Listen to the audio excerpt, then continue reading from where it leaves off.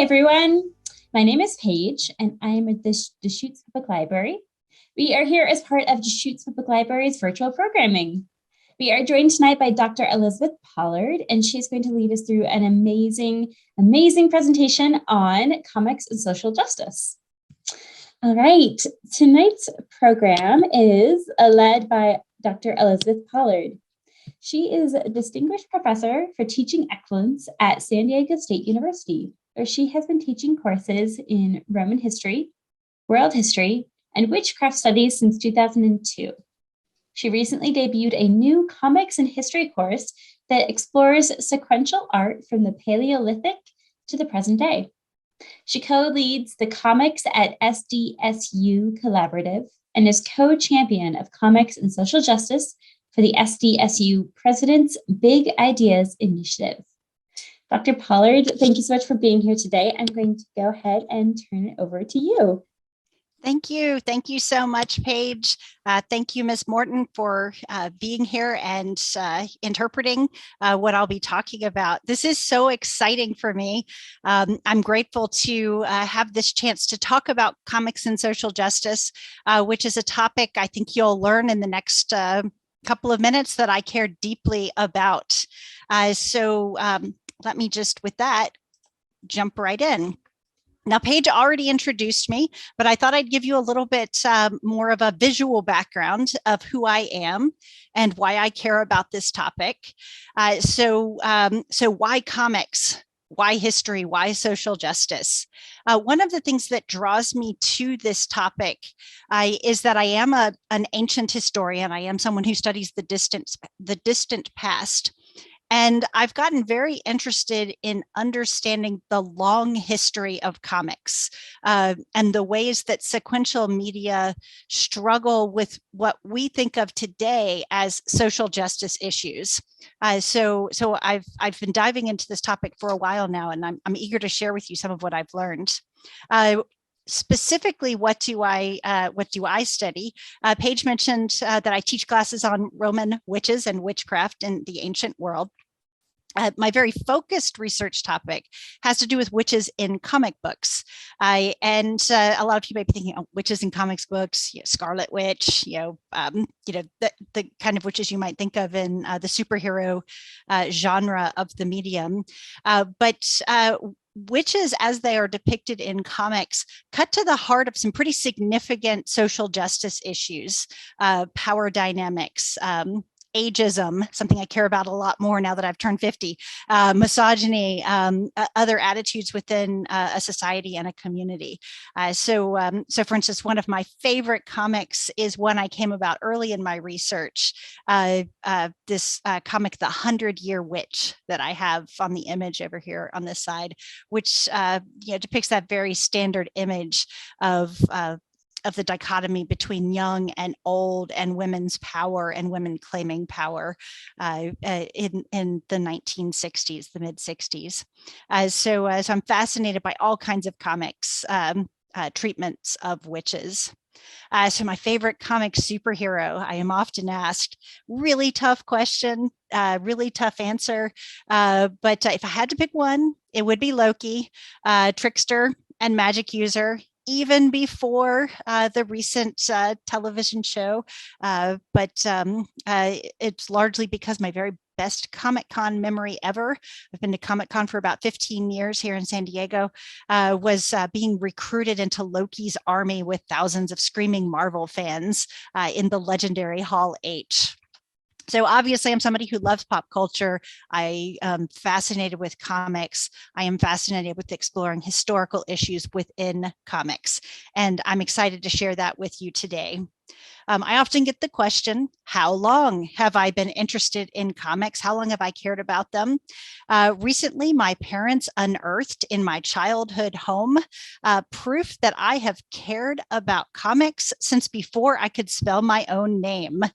They found this, my parents found this Wonder Woman book a collected edition that had an introductory essay by Gloria Steinem.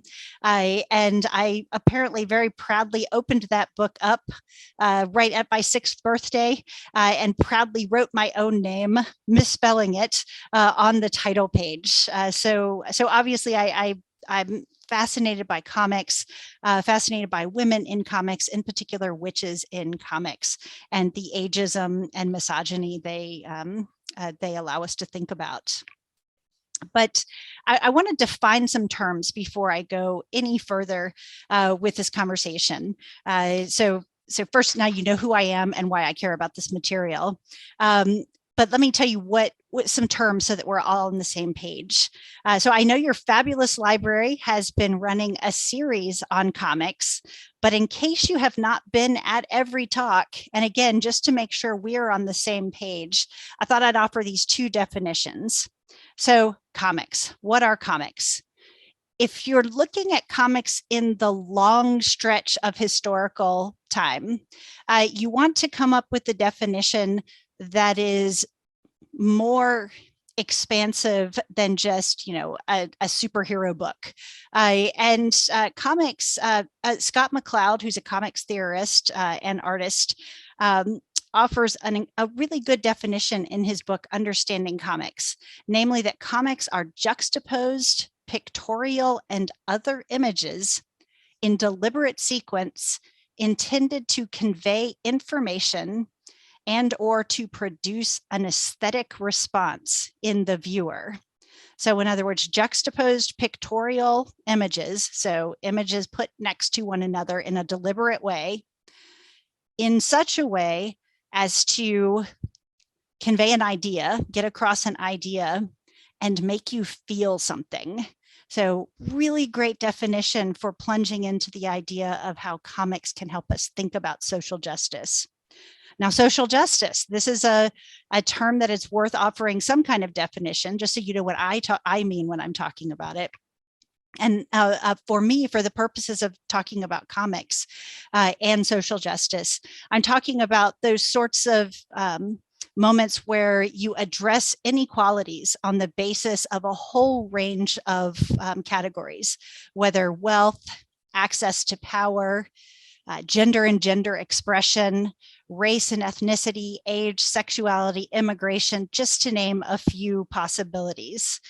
So we've got these 2 terms here, comics and social justice.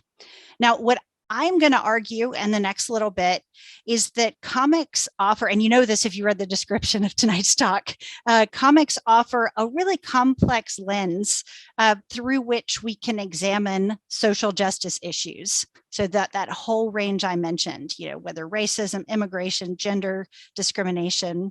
And what I want to do with this talk is explore the unique power of comics of many types across many years to address social justice issues of all kinds and really shine a spotlight on injustice and help those who read them to imagine a better world, a different world. So what I want to do is plunge into a bunch of examples that allow you to see what I'm talking about. Okay. And I'm just going to warn you, some of the images are a little startling that I will show in these coming slides. And I thought about whether or not to share them, and I realized I should, because they allow you to see the way that comics grapple with these issues and make you come to terms with very problematic social issues. So it's always useful to start when you're thinking about comics and how comics tackle social justice issues with the way that comics have a very complicated past. Comics, as I list here on the title, they in the past both fostered some of these social injustices, but then in more recent times have smashed those injustices that they helped to foster and create in the first place. And a first example of that has to do with racist stereotypes. As I mentioned, comics have a complicated history when it comes, for instance, to something like racism. So you can take, for instance, here, this horribly racist imagery that is embodied in Will Eisner. I mean, just think about Will Eisner's character, Ebony White, from the 1940s. So Ebony White, bottom left, saying, you know, I suppose y'all is wondering why I was alone and on this page. I was disappreciated. That's why. So everything from the way that Ebony White speaks in his speech bubble to the way that Ebony White is depicted in this imagery just connotes significant racist imagery. But then you take something like that from the 1940s and realize that it's countered majestically in more recent years by the powerful, you know, it says it right across the top here, the powerful intergalactic Wakandan King T'Challa, aka the Black Panther, by Ta-Nehisi Coates from 2018.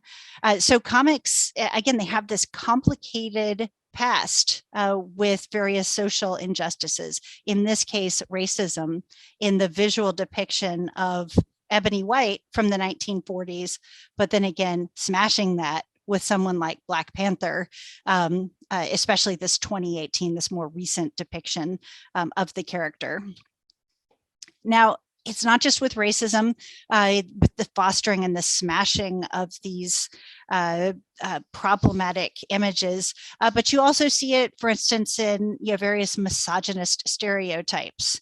So similarly, in the 1940s and 50s, comics developed and fostered horribly misogynistic images. And, I could spend all day, just like with the racist depiction on the last slide, I could show you so many different images of misogynistic depictions of women in 40s and 50s comics. But maybe one of the best examples here is Shirl the Jungle Girl from Harvey Comics in the late 1950s or the 1950s, where, she's just kind of ridiculous, barely clad in her leopard skin outfit, barefoot, always crouched over with her rear up in the air, making mistakes, cowering in the corner, clumsily making her way through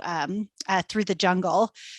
So you've got this depiction of Shirl the Jungle Girl, which perhaps fosters and perpetuates this misogyny, but then that kind of stereotype is smashed by, for instance, something like It Ain't Me, Babe, this publication by Trina Robbins, Barbara Willie Mendez, and others in the so-called Women's Comics Collective from 1970, where these women comic artists and writers, they took many of those stereotypical problematic depictions of women and made them powerful in a women's liberation sort of way, as it says right here on the title.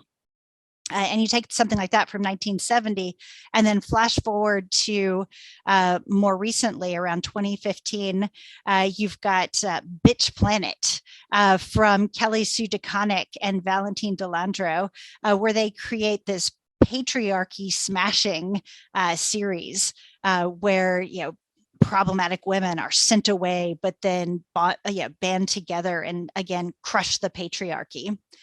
So what I wanted to show with these two slides again is the complicated history of comics in fostering certain problematic images, in fact, contributing to the social ills, the social justice issues that have to be tackled.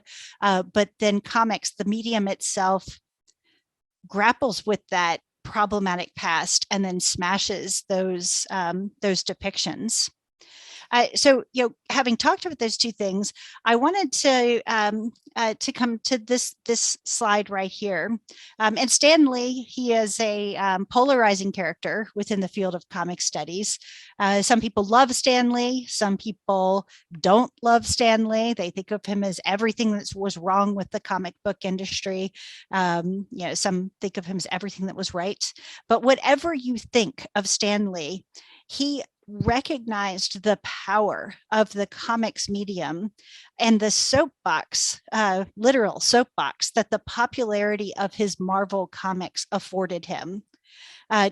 Comics of the 1960s and 1970s made a valiant attempt to challenge stereotypes, sometimes getting it right, sometimes kind of missing the mark. But Stan Lee hit the issue head on with an unflinching directness in a note that he wrote in the soapbox portion of one of his comics. And he wrote it in response to a fan who had said that in the 60s, he had promised to tackle the issue of what is a bigot. So this is, again, Stan Lee, Marvel Comics great, who in the column at the back of Fantastic Four comic, in fact, tackles this issue of what is a bigot. And you've got the column over here on the left, and you can read it in detail as I'm pulling out some of the tidbits.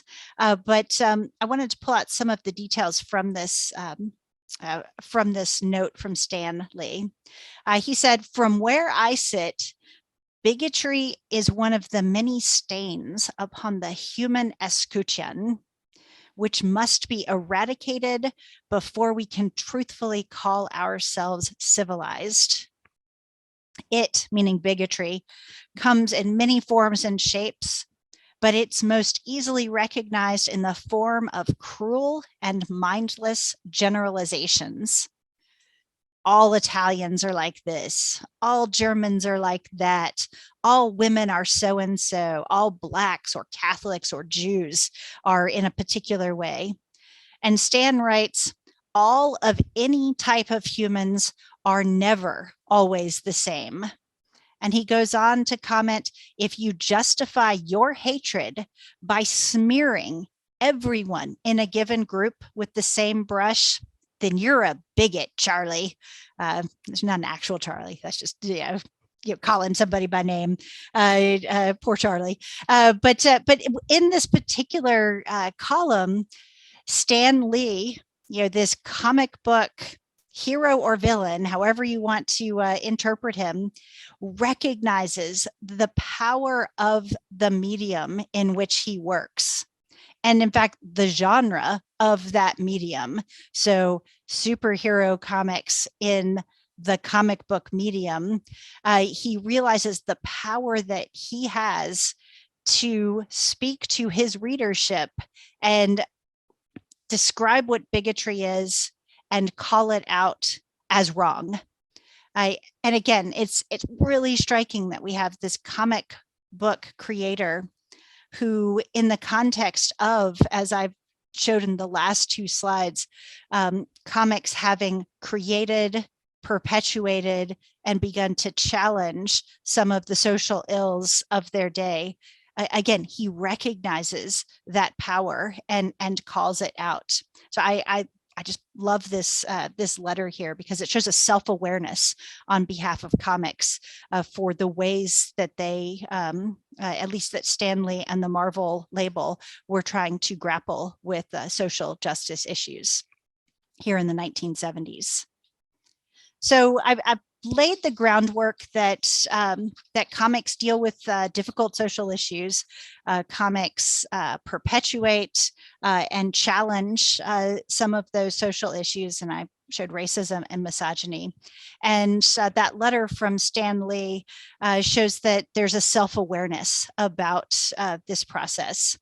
Now, before I go any further, I wanted to mention, because I'm a historian and I think about time and I think about how something plays out over time. And so I wanted to briefly comment about comics over time, that deliberately juxtaposed sequential art that attempts to create a response in the reader. And, of course, and I'm going to work back through this timeline. There's a traditional periodization of comics. So a traditional chunking up of comics into time frames. And the most recent chunk of time that is talked about within comics is usually described as the modern age, 1985 to the present day. And the modern age includes a whole lot of different kinds of comics. Some have suggested this period needs to be splintered off to deal with different ways of publishing comics, whether webtoons or traditional paper floppies, or various kinds of graphic novels. But the modern age genuinely grapples with a lot of social issues. One of my favorite in recent times is DC Represents It's a Bird. And I hope that Paige has this in your library. That It's a Bird is the fantastic story, chilling but powerful, of Christian Cooper, who was essentially attacked for bird watching while Black.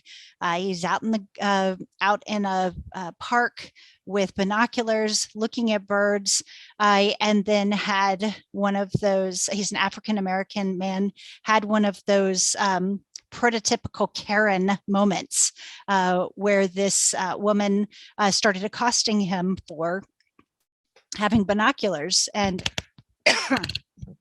looking through those binoculars, and a really complicated and yet profoundly simple and ugly exchange that Christian Cooper does a fabulous job of describing in It's a Bird. So the modern age is grappling in very real ways with some of the contemporary issues. One of the striking things about It's a Bird, I had my students read this comic not too long ago. I think it was in 2020, right when this comic came out. And one of the young women in the class said, "This reminds me of something I saw in the news a couple of months ago." And I said, "This is what you saw in the news a couple of months ago." So there's a timeliness to the way that some comics are grappling with these various issues, and Represent is a great representation of those. But if we work back through time, the chunk of comics periodization that comes just before the modern age is something called the Bronze Age. This is the period that gives us comics like Luke Cage, Hero for Hire, in 1972, and I'll talk about Luke Cage in a few minutes. Working back to the Silver Age in comics, 1956 to 1970. That Silver Age of comics. We'll look at a few examples. One of which is going to be Martin Luther King and the Montgomery Story. Really powerful comic, not technically a superhero comic, but I think when you read the story, it's Martin Luther King is a superhero of a different sort. One of the moments that sort of forces the Silver Age, a really dividing moment in comics, is something called the Comics Code Authority, and the creation of this panel that will self-police comics around 1954. And that really changes the nature of comics. If we had tons of time, we could talk about what the Comic Code is and how it worked, but I just want to put that as a dividing point. Before the Comic Code, we had something called the Golden Age of comics, and that's the period of comics 1938 to 1956 that is going to bring us some of the comics that are maybe most recognizable today. So the beginning of Superman, the beginning of Batman, the beginning of Wonder Woman here in 1941, as well as Captain America. So right around 1940, the beginnings of several comics that still are continuing into the present day. Now, for a long time, that was sort of the period of comics. So from the Golden Age to the present. But something that I've been pushing for in comics is saying, hey, wait a second. If comics are sequential art put in a deliberate sequence to produce an aesthetic response in the reader, we need to push it back. Scott McCloud, in his Understanding Comics, recognized this as well. But for me, with respect to thinking about social justice, I want to push this, this idea of what comics are and how they deal with social justice issues back thousands of years. And so I have something that I'm calling the stone, papyrus, and parchment thread age of comics, connoting a time when that sort of deliberate juxtaposing of word and image to create a response is showing up on the walls of Egyptian tombs, is showing up on something like Trajan's column from the Roman period, showing up on any range of even something like stained glass windows in a church, lined up to tell a story. So lots of different ways to think about comics in quotation marks early on.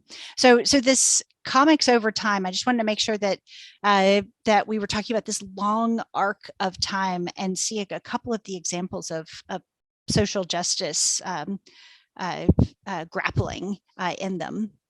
So with the time I have left, I'm looking over here at my time, got a little bit more time. I want to give you some examples of social justice in comics over time. And right here, we've got a piece of sequential art. This thing is called the Tomb of Mena from the 14th century BCE. So from about 3,400 years ago. And something like this, when you start to analyze it, and I've put some annotations on here to help you out a little bit.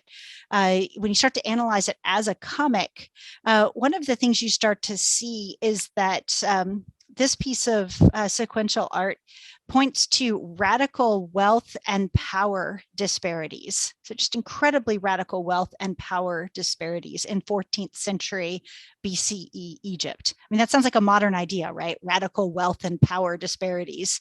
And yet here we see on the left-hand side, Mena, expanding across two panels.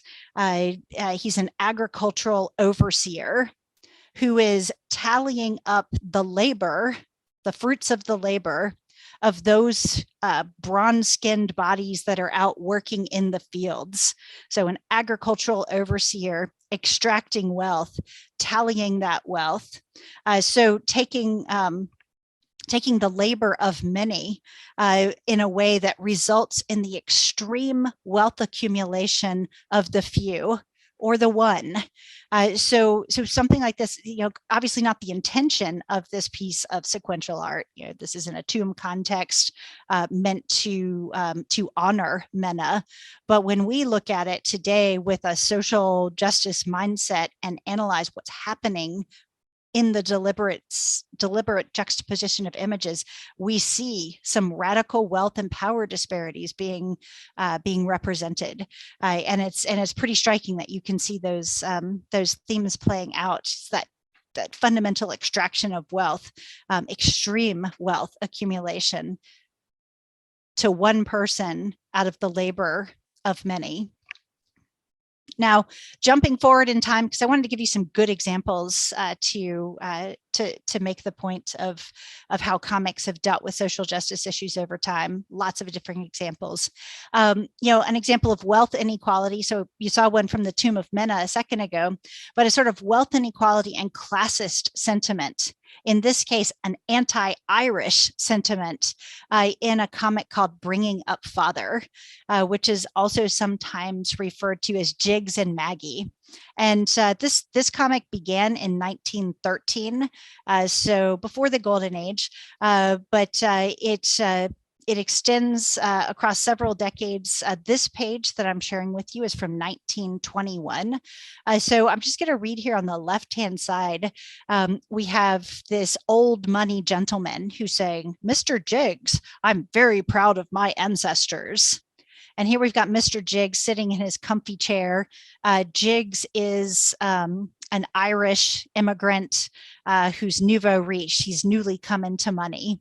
And he says, "Can they say the same for you?" Referring to Mr. Jiggs, who's proud of his ancestors. This haughty gentleman who's proud of his ancestors.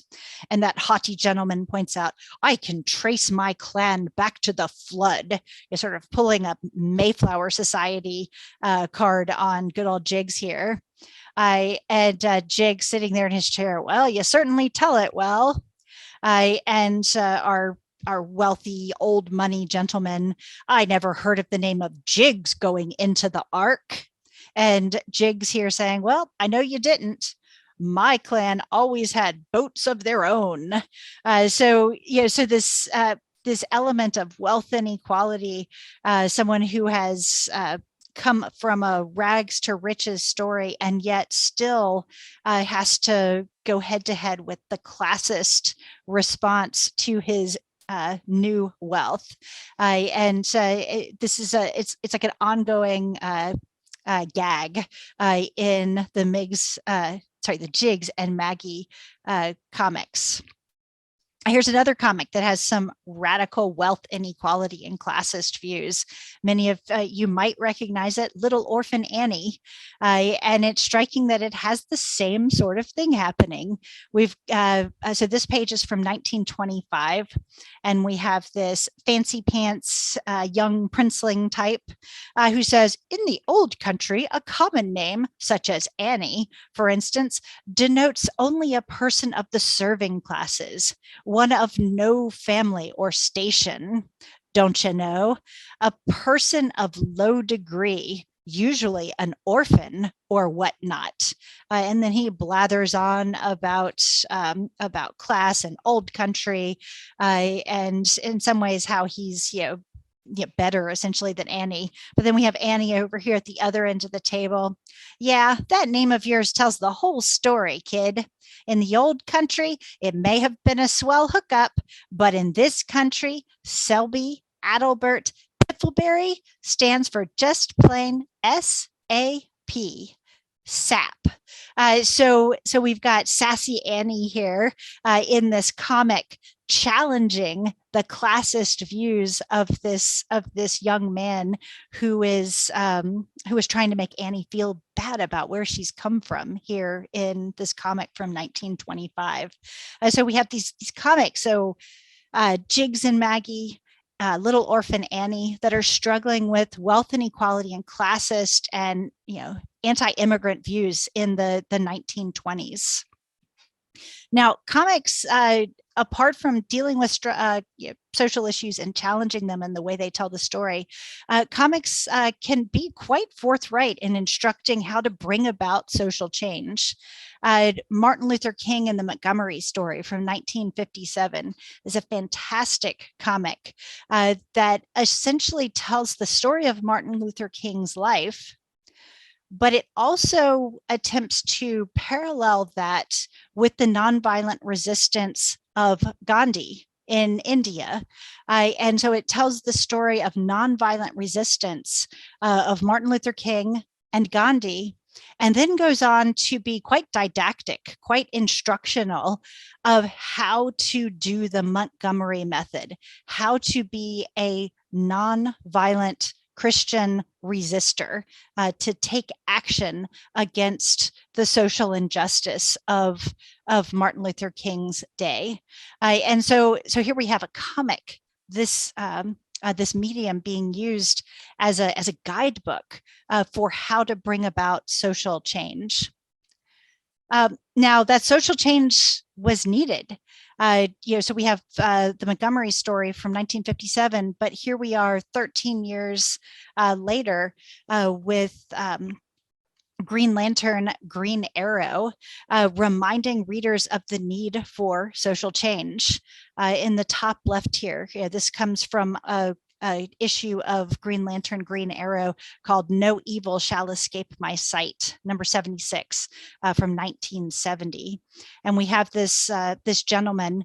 I've been reading about how you work for the Blueskins and how on a planet someplace you helped out some orange skins, and you done considerable for the purple skins.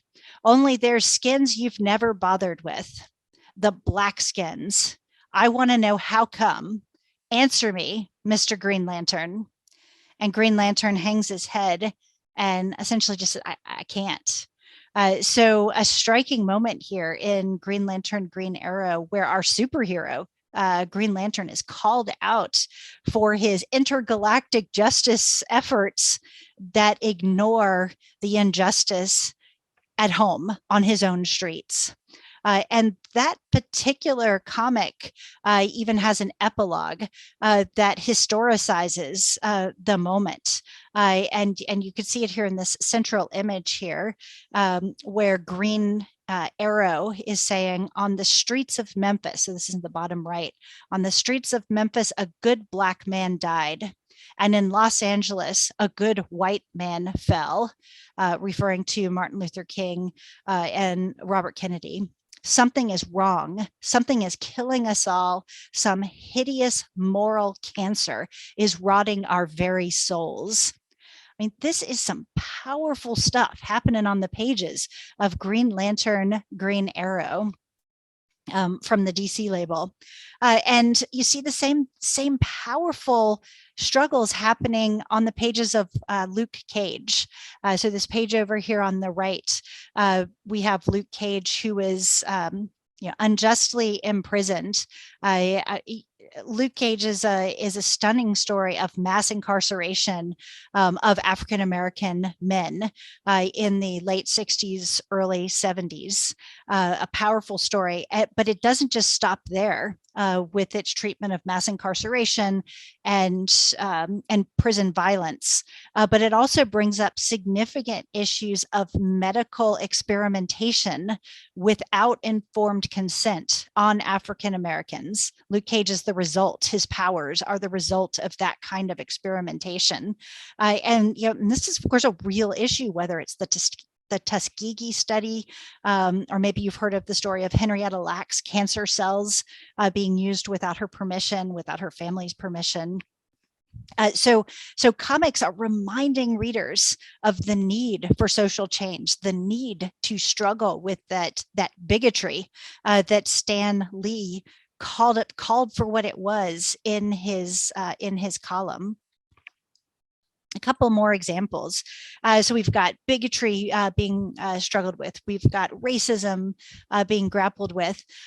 There's also grappling with anti-immigrant hate. We saw hints of that with Jiggs and Maggie, but in Fantastic Four 21, excuse me, volume 21 from 1963 called Hate Monger. It is this story of anti-immigrant sentiment being stoked by this villain called the Hate Monger, who, by the way, spoiler, turns out to be Hitler. But the idea of the Hate Monger, if you look in this second panel on the left-hand page, the hate monger is shouting out, "Down with all foreigners, down with everybody who disagrees with us. Hail to the hate monger." And the hate monger in this sort of purple KKK garb is standing, "Those who are not with us are against us, and they must be destroyed." And he goes on, flames of hate rising up with his fist held up high. "We must drive all the foreigners back where they came from. We must show no mercy to those we hate." And we have Sue Richards of the Fantastic Four saying, "Read, it's unbelievable. He seems to have the crowd in a trance, and they're actually agreeing with his un-American sentiments." And so the superheroes here are just shocked that the hate monger is gaining purchase amongst the crowd who's gathered there. So this anti-immigrant hatred that's being stoked by this hate monger. So comics are grappling here in 1963 with this very important issue. But other graphic novels continue to grapple with those kinds of topics. And in these two examples, hate and intolerance take center panel and force us to grapple with the terrible past. For instance, a page here from Art Spiegelman's Mouse, which has been much in the news lately because of the banning of that book from by a school board in Tennessee. But you get this story told of everyone showing up for the trains in Nazi Germany, expecting to get a stamp on their passport. They get lined up by the Gestapo. We get this story, old people, families with kids, people without work cards going to the left. So people being separated from one another, and then walking up to the table where the Nazis are sorting people and being sent to the good side of the stadium, and then other people who did not have a desirable skill being sent to another side. So this sorting of people in this cruel and inhuman way taking place in the midst of the Holocaust. And yet a comic, a graphic novel, actually a graphic memoir, George Takei's story, They Called Us Enemy, which came out a couple of years ago, tells a story that visually echoes many and thematically echoes many of the same aspects in terms of the mass incarceration of Japanese Americans in the United States during World War II, with this gathering of folk together, put into the train, tags put on the children as George Takei and his family are sent to a Japanese American incarceration camp during World War II. Sticking on this topic of refugees and immigration, comics, force us to come to grips with some of this this hateful past. Superhero comic like the Fantastic Four hate monger forces us to see it and grapple with it and wonder, how can this happen in America? But we also have comics and graphic novels that encourage empathy and action. Whether the Superman PSA from the 1960s, lend a friendly hand, encouraging folk to get involved with international organizations that help with refugees, help find homes for people in new countries, and Superman encouraging these young men to help. So there's that sort of encouragement to action.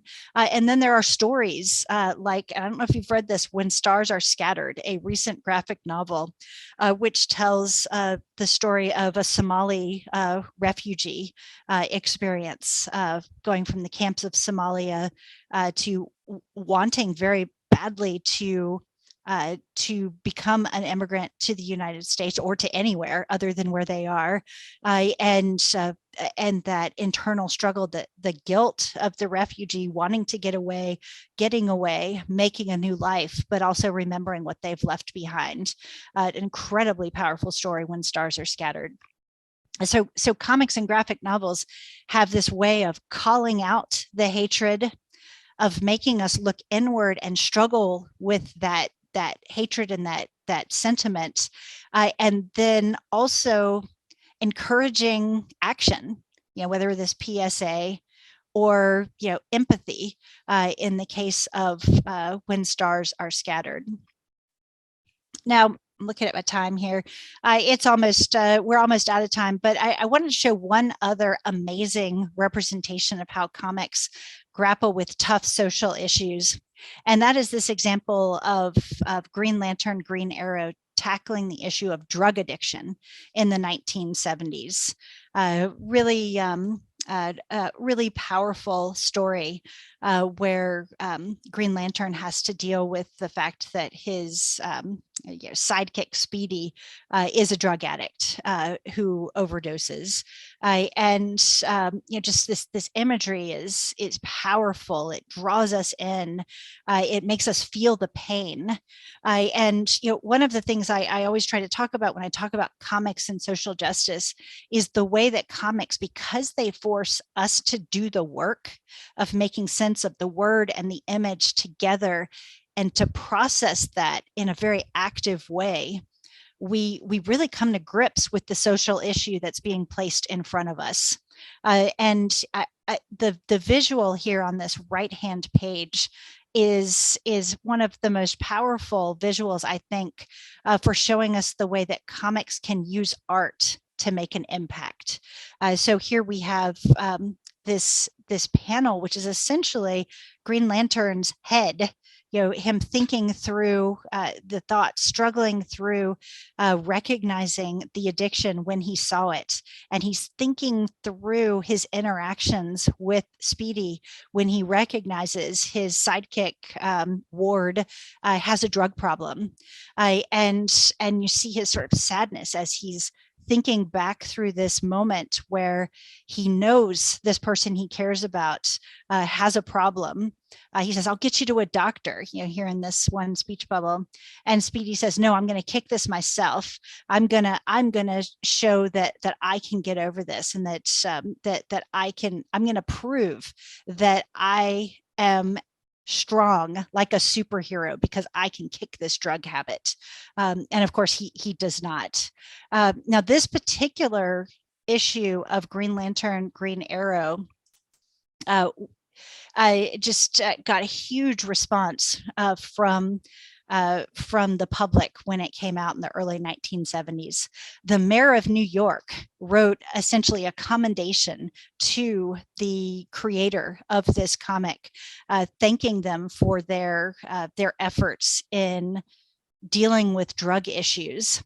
And the letters to the editor in the subsequent issues of Green Lantern, Green Arrow showed how deeply the comic forced the readers to grapple with the issues of drug addiction.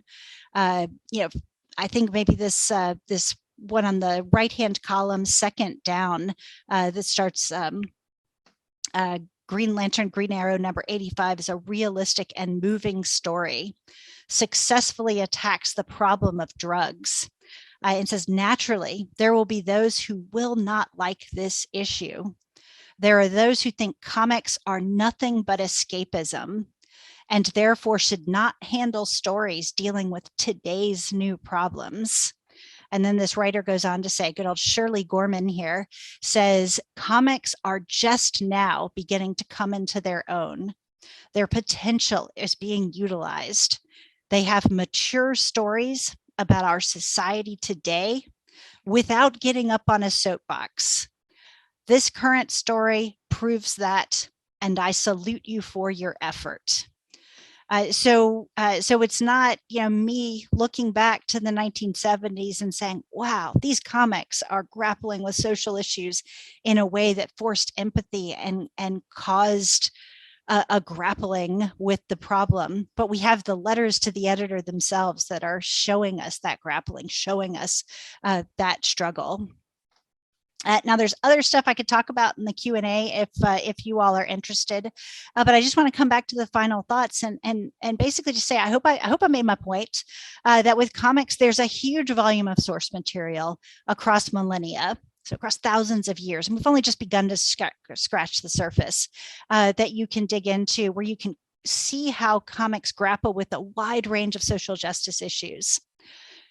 And in terms of social justice, you can see that reading widely in a lot of different genres of comics and graphic novels. So we looked at some memoir, we looked at some superhero stuff, we looked at some 1920s Little Orphan Annie, Jigs and Maggie sort of stuff. Looking at different kinds of comics and graphic novels over time give us a chance to see how comics saw social ills, sometimes perpetuated them, either way called attention to those issues, and often fill their readers with empathy to challenge the injustice that they see around them. Now at San Diego State University, we've started with one course, History 157, Comics and History, which really dives into these issues of social justice in comics over time.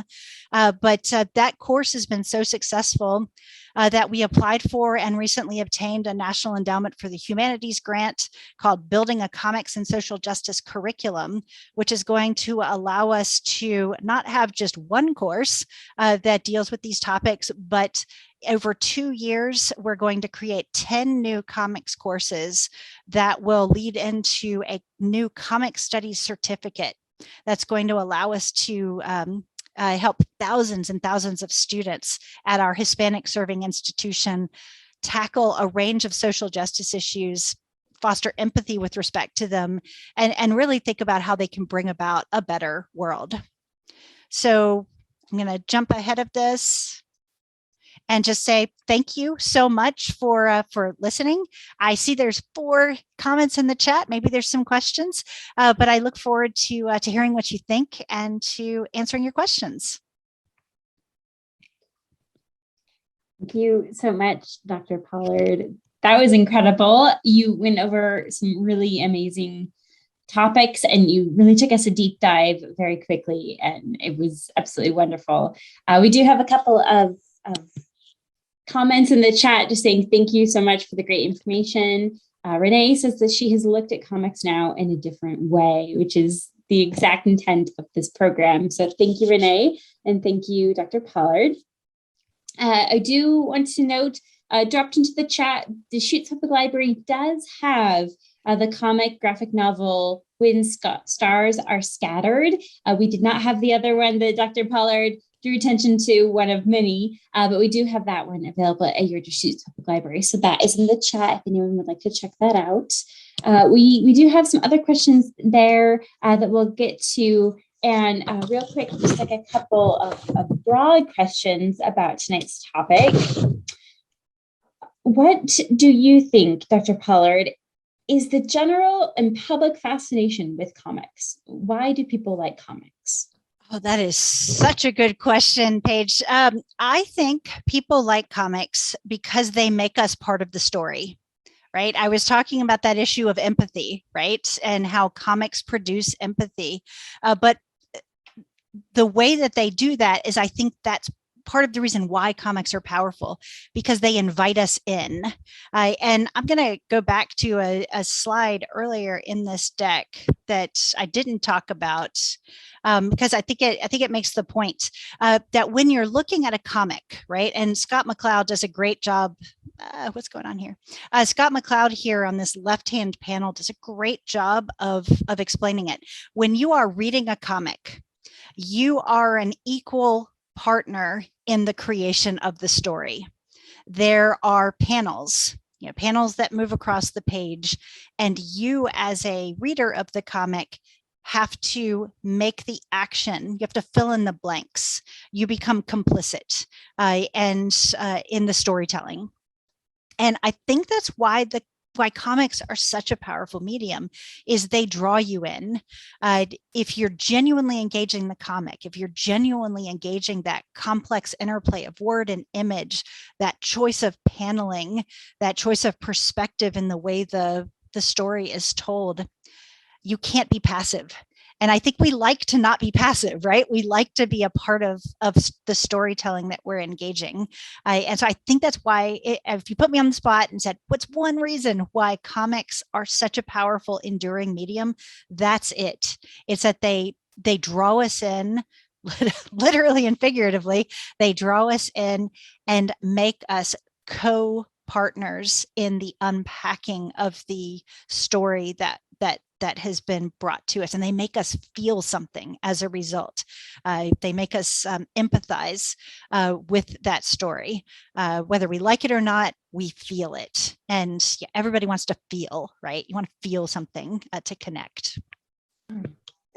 Yeah, that's beautifully put. I love the way you said that. That kind of is a good segue to my next question. What do you think are some things that only comics can relay? Oh, that's a really good question. Some things that only comics can relay. Oh.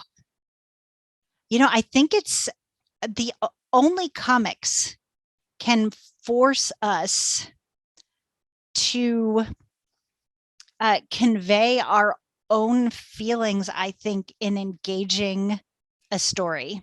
So I'm trying to think about this. It's like there's a critical back and forth that happens. And I think that it's that powerful way of telling a story, of putting us in it, that is something that only comics can do. When you're reading a novel, for instance, you're building the world in your head, and nothing is forcing you to chunk out the story in a particular way.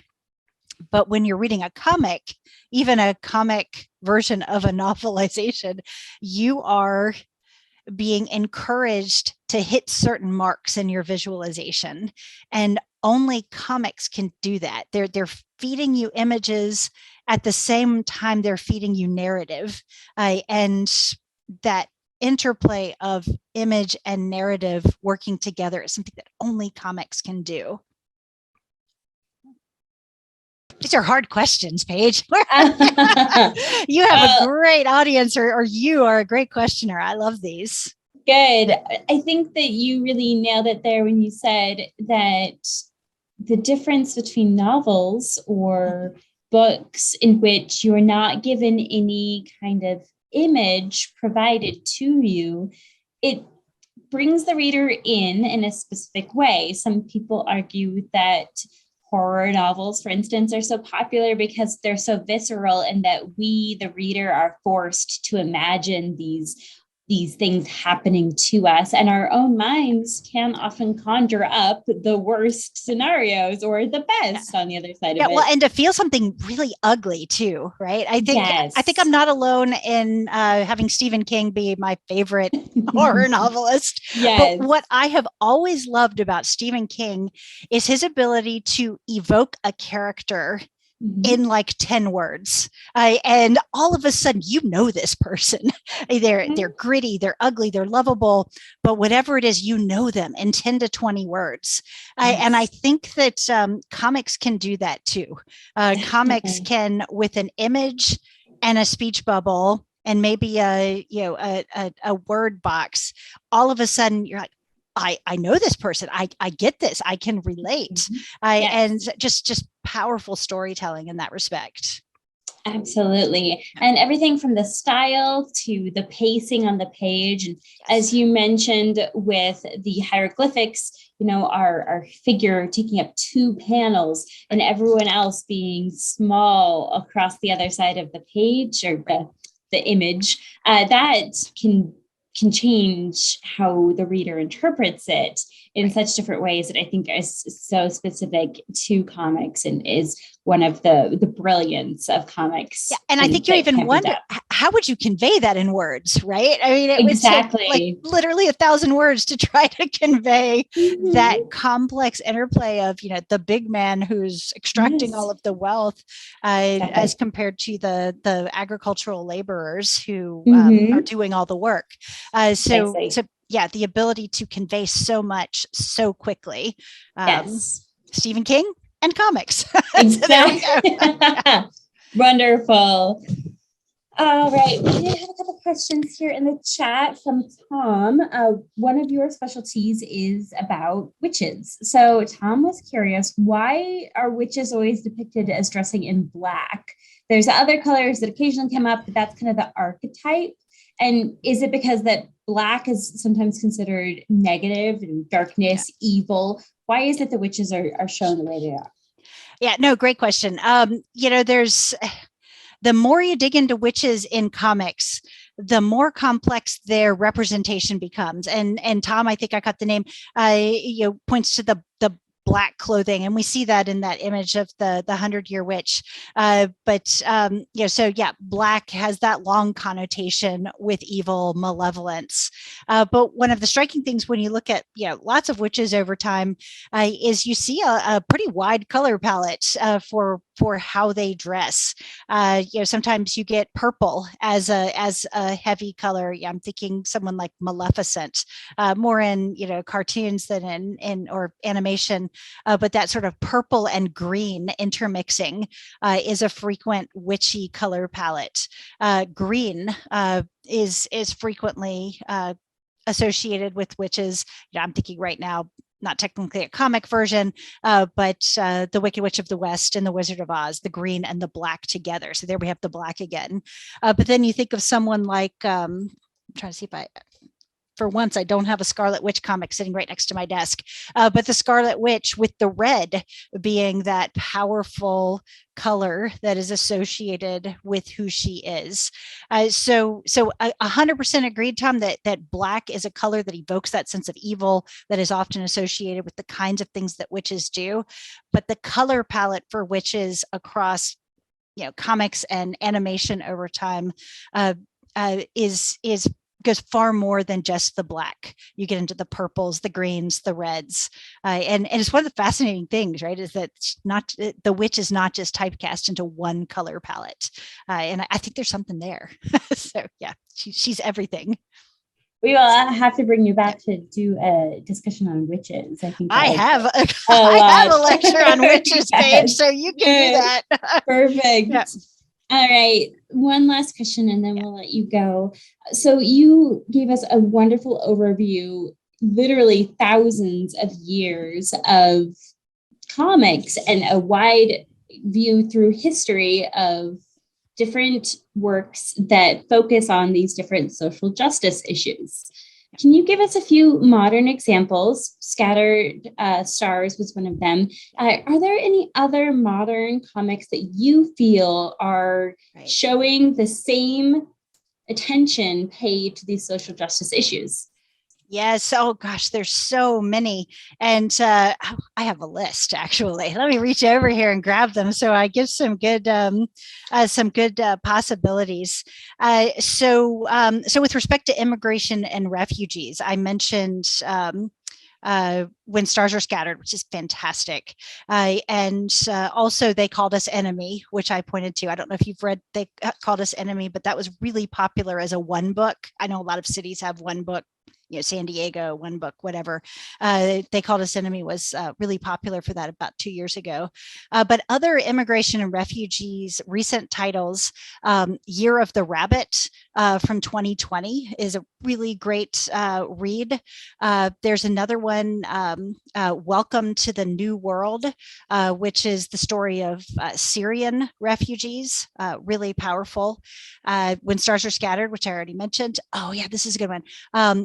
A recent comic book serialization from Image Comics starting in 2021 is called Home, and it focuses on the injustices facing immigrants and the separation of families. So Home, I would strongly recommend. Also Undocumented, A Worker's Fight from 2018.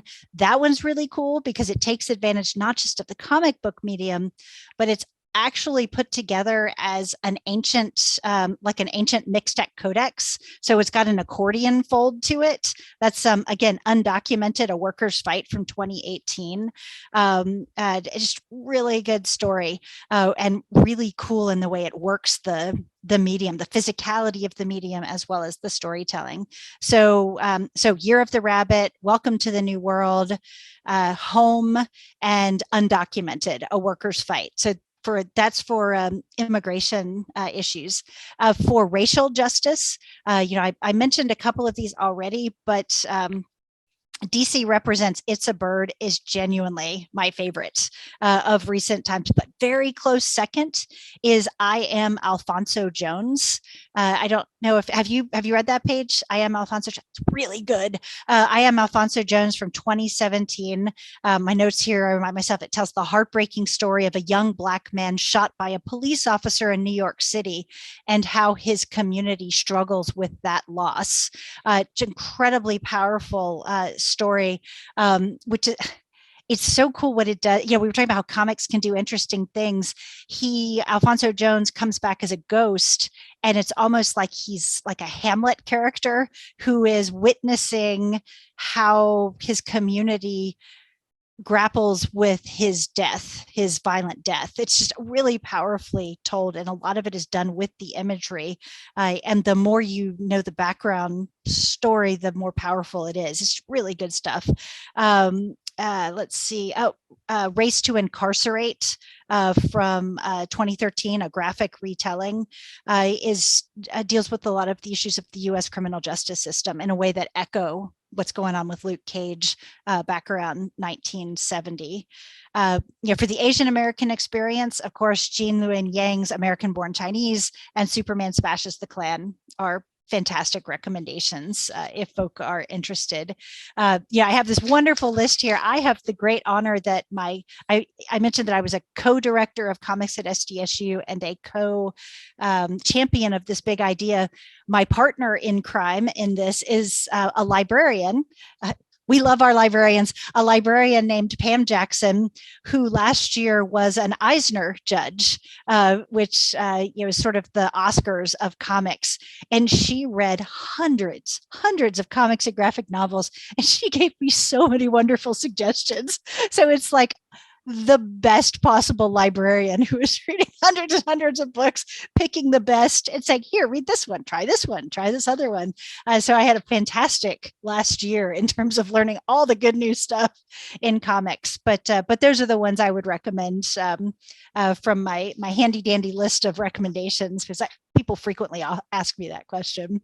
That is a wonderful opportunity to work at the librarian on such a specific passion of yours. Yes. Yes. Awesome. Well, thank you, Beth. I was able to capture some of the titles and put them into the chat there. We will also be creating a list so you can find these at your Deschutes Public Library following the recording. We also want to just make a quick plug real quick. A lot of wonderful comics and graphic novels are available completely for free through our great program partnership called Hoopla. So this is where you can find a lot of these materials instantly available. So you can check them out unlimited, and then you have, it's about 15 per month. You can check out 15 books or materials through Hoopla per month. So more information on that is available at DeschutesLibrary.org. Check it out. Lots of great graphic novels and comics that are beautifully rendered on your computer screen. It is a digital resource, and so it's actually a really great way to read comics because they're so crisp and clean, and the colors, if there are colors, they're really quite beautiful. So check out I strongly Hoopla. recommend, if you use something like Hoopla and you're reading a digital comic, make sure you don't have it send you panel to panel. I don't know how the reader works. I hope it sends you page to page so you can get a sense of the intended paneling the way it was meant to be on a page. Definitely. Yeah. Yes, it's a great distinction to make. Yes. We also will be having one of our Deschutes Public Library librarians.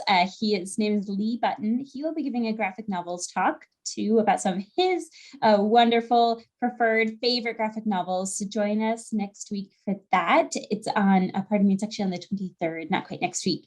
February 23rd, we have our graphic novels talk. It'll be live, so you can ask Lee any of your questions about books, graphic novels, comics, anything that you want to find. He is a wealth of knowledge as well. All right, Beth, thank you so much for taking the time tonight to join us. This was absolutely wonderful. And thank you to Ms. Morton for providing ASL interpretation. We are very grateful to her for her services. We are going to invite you now to go to DeschutesLibrary.org and check out the full list of amazing presentations happening all throughout February. We have a lot of great comics. This was a wonderful edition. Thank you so much, Beth. We could not have done it without you. And thank you to everyone else for joining us tonight. We hope to see you again soon. Thank you. All right. Have a good night, everyone.